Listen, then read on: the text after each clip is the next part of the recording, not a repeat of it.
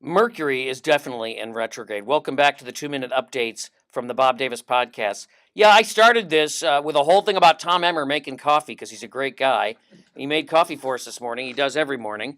And of course, for some reason, I wasn't able to import that video for my iPhone, so now I have to do it this way, which is, I'm really, you know, struggling with technical issues. I mean, it's struggling with technical issues here every day.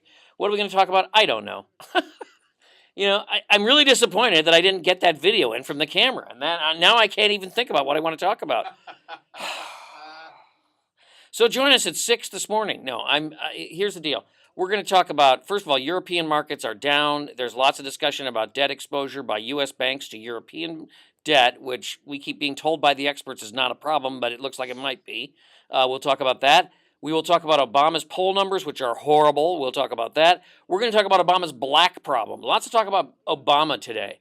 We're also going to find out if you think Ron Paul is being ignored by the mainstream media. This is a guy that finished second in the Iowa straw poll, and a strong second. I would say Michelle Bachmann and Ron Paul were tied, actually, in the straw poll. So, the media is sort of ignoring the guy, and anything Rick Perry says, any utterance by Rick Perry is news. So we'll talk about that. We're getting ready to go on the air. What else are we going to talk about today, Tom? Anything good? It's Thursday. We're going to talk about a whole bunch of stuff. We got the Standard & Poor's stuff in there. Oh, yes. You've got all kinds of stuff that you've had for days. S&P is now finally a story. Yeah, we're going to talk about this great president that seems to be in a free fall. The government is investigating Standard & Poor's. Also, I want to talk about that Dayton healthcare thing. Oh, yeah, one more thing. The governor is on a listening trip throughout Minnesota. What is with these guys, Tom?